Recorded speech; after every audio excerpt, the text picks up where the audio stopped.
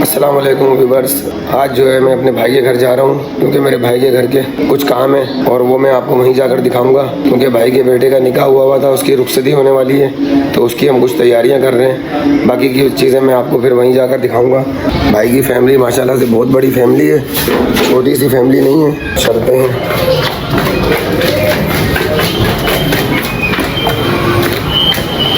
गाड़ी मेरी भारी है। सुबह ये लोग नाश्ता लाए होंगे बच्चे। ये देख सकते हैं कि मैं यहाँ पहुँच गया हूँ। ये मेरे भाई के बेटे की दुकान है और ये है खुदाई। ये आप खुदाई को देख सकते हैं कि ये पहले यहाँ पे 24 की सेवरेज की लाइन डाली हुई थी। अब इन्होंने जो है ना ये 48 की लाइन डाली है, लेकिन कुछ काम जो है ना रुक गया है इसका। आगे जो है ना बहुत ज़्यादा खुदाई की वजह से 15-16 फीट खुदाई कर रहे थे, जिसकी वजह से जो है ना ये घर गिर रहे थे, तो इसकी वजह से वो काम रुक गया था। मैं जो है ना ये कह रहा था कि 16-17 फीट जो है ना खुदाई गहरी कर रहे हैं, जिसमें ये लाइन डाल रहे हैं। और ये लाइन जो है ना डालने की वजह से ये जगह बहुत मुलायम और नरम हो गई है और इसका जो है ना ये नुकसान हो रहा है कि जो बराबर में घर हैं ये घर जो है ना हिल गए और इसकी वजह से ठेकेदार के बंदे कह रहे थे कि ये फ्रेम जो है ना बनाकर लाए। ये 10 लाख रुपए का फ्रेम बना है, 10 लाख रुपए का कोई फ्रेम इनका बना है। तो आज जो है ना जुम्मा है तो इसलिए आज काम नहीं हुआ। वो फ्रेम से पता नहीं किस तरह से अब खुदाई करेंगे, पहले फ्रेम को रखेंगे और उसकी वजह से साइडों की जो मिट्टी गिर रही है वो नहीं गिरेगी, तो फिर ये काम जो है ना फिर स्लो आगे बढ़ेगा। हर जगह पे फ्रेम रखते रहेंगे, काम आगे चलता रहेगा। फ्रेम ऐसे रखेंगे फिर खुदाई करेंगे, फ्रेम रखेंगे खुदाई करेंगे। वो मशीन सामने लगी हुई मैं आपको दिखाता हूँ, लेकिन ये पिछले 1 हफ्ते से खड़ी है, ऐसे ही खड़ी हुई है पूरी मशीन। 1 हफ्ते से वो सामने वाली बिल्डिंग पूरी हिल गई और वो फ्रेम मशीन के पीछे ही पड़ा हुआ है।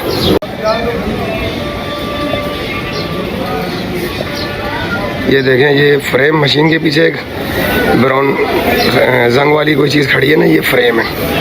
ये बहुत मोटी प्लेट का बना हुआ है, आधी इंच से भी ज़्यादा मोटी है। ये 10 लाख का फ्रेम बना है। ये मशीन खड़ी है पिछले 5-6 दिन से। अब ये फ्रेम जो है ये इसको अंदर डालेंगे, शायद कल से काम स्टार्ट होगा क्योंकि आज तो जुम्मा है। तो जुम्मे की वजह से जो है ना आज काम नहीं करते हैं ये लोग, कल से काम स्टार्ट होगा। और जो है ना इसकी वजह से जो है पूरा काम रुका हुआ था। अब इंशाल्लाह कल शुरू होगा, फिर ये जान छूटेगी।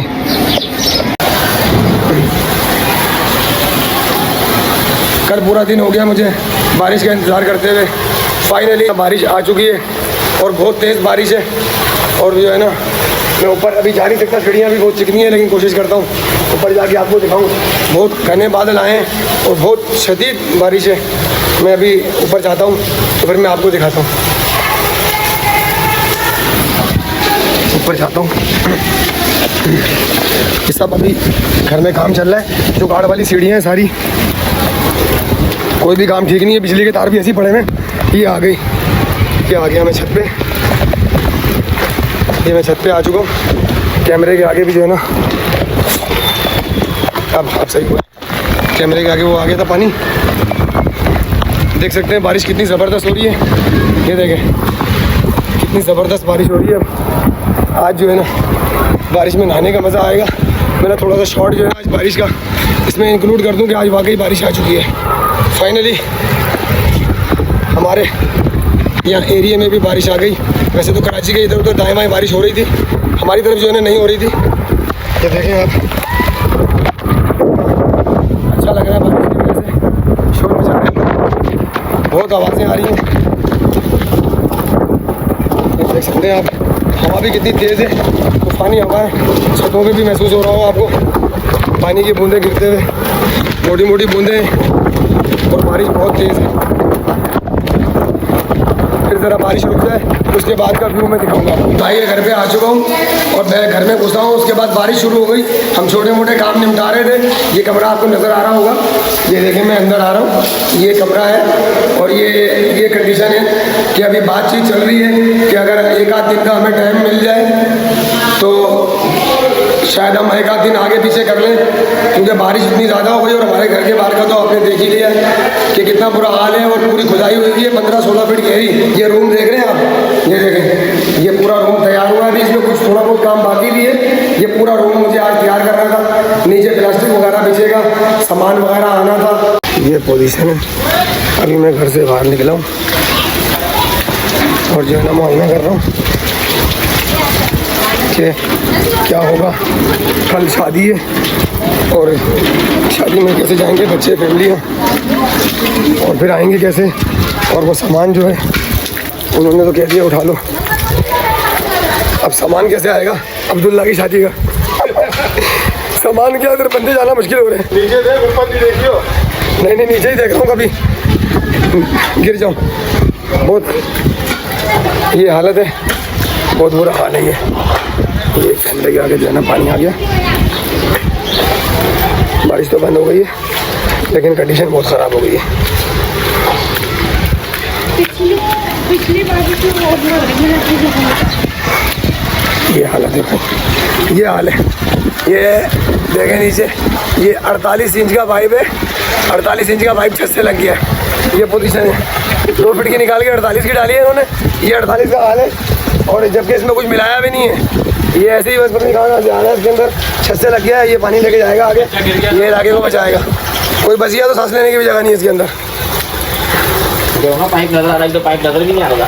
हाँ, पाइप नजर आने लग गया, लगे पानी उतर गया है। चलो देखते हैं गाड़ी स्टार्ट होती है कि नहीं। गाड़ी में यहाँ छोड़ गया था, अब इसको स्टार्ट करके देखते हैं। अगर ये स्टार्ट हो जाती है तो ठीक है, और अगर नहीं होती है तो फिर पैदल ही जाना होगा। हो जाएगी स्टार्ट? लग रहा तो नहीं है यार, पानी सारा पिलक पिलक में है। हो गई हो गई और बंद भी हो गई, स्टार्ट भी हो गई और बंद भी हो गई। अभी मैं वीडियो बंद करता हूँ क्योंकि गाड़ी मुझे स्टार्ट करनी है, फिर स्टार्ट हो जाएगी, फिर बाद में देखते हैं। ये बकरा देखो कहाँ चढ़ा, मज़े ले रहा है।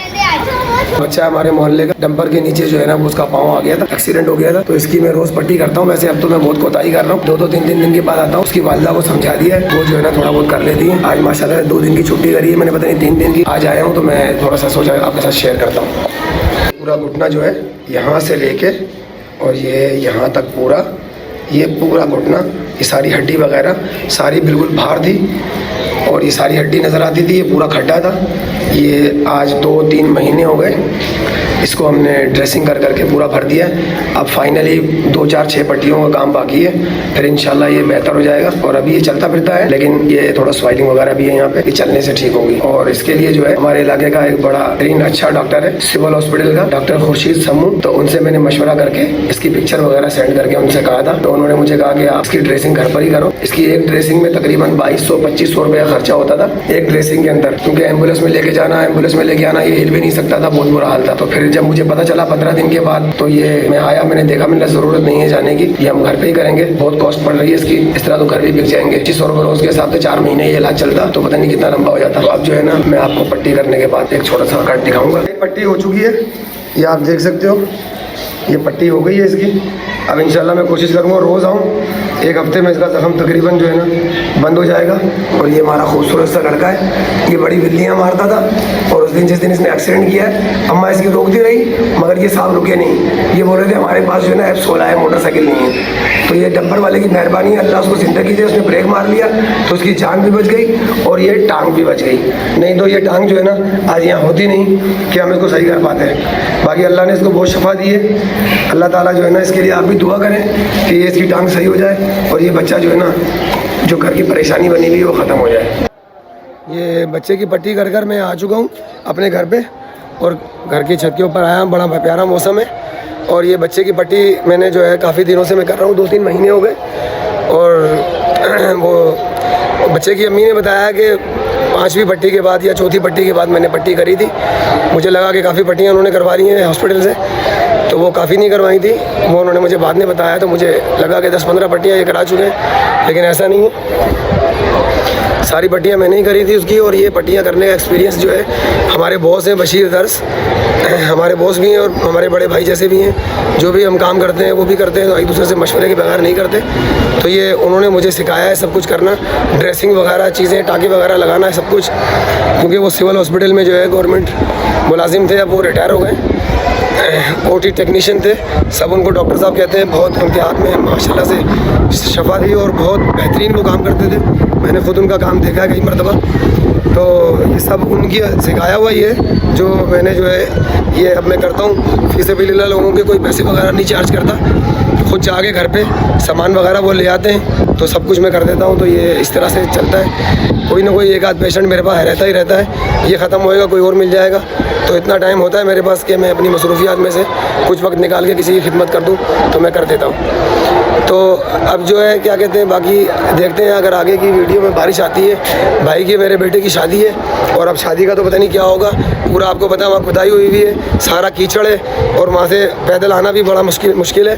और अब नमाज का टाइम हो गया है, आप अज़ाने और नमाज ये जो तिलावत वगैरह भी हो रही है, कहीं पे खुतबा हो रहा है और कहीं पे बयान हो रहा है, सब आपको पता चल रहा होगा। क्योंकि अब टाइम होने वाला है, 2:15 बजे हमारी मस्जिद में होती है, 2 बजने वाले हैं। तो अब मैं जुम्मे की नमाज़ के लिए जा रहा हूँ। कपड़े मैंने चेंज कर लिए क्योंकि वो कपड़े ख़राब हो गए थे। अब मैंने दूसरे पहने और पानी में से होके मुझे जाना है। फिर मैं मस्जिद में जाके वज़ू कर लूँगा। तो अब जो है ना फिर नमाज के बाद वीडियो में बनाऊँगा।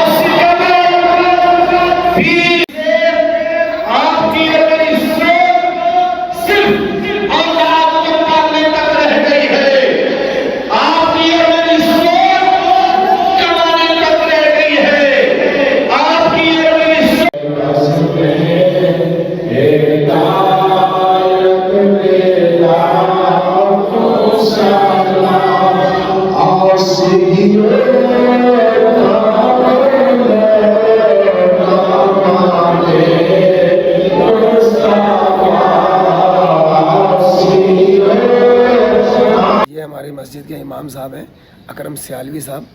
तो अभी आपने इनका थोड़ा सा बयान देखा होगा, ज़्यादा मैंने नहीं सुनाया, बस शॉर्टकट का सीन है। आज वैसे मस्जिद की कमेटी में छोटा मोटा ओहदा मेरे पास भी है, बिल्कुल नीचे वाला। तो आज हमारे ओहदे पे बड़ा नुकसान पहुंचा है। लोग नहीं आए नमाज़ पढ़ने, चारों तरफ पानी खड़ा हुआ मस्जिद के और कीचड़ है। मैं भी जो है ना अपने कपड़े चेंज करके फिर दोबारा आया हूँ। आपको पता वाइट सूट पहन के निकला घर से, लेकिन मस्जिद तक नहीं पहुँच पाया, कपड़ों का काम हो गया। फिर मैं दोबारा गया, फिर दोबारा जाके दूसरा कपड़े चेंज करे, फिर मैं पूरी शलवार ऊपर चढ़ा के और बड़ी मुसीबत से आया हूँ। और आया तो पता चला के इमाम साहब यही कह रहे हैं कि जो है ना अपने घर से निकल के यहाँ तक आने में परेशानी हो रही है। पूरा बयान इसके ऊपर ही चल रहा था। अच्छा हुआ मैं आ गया, नहीं तो मेरी भी कान खींचे जाते।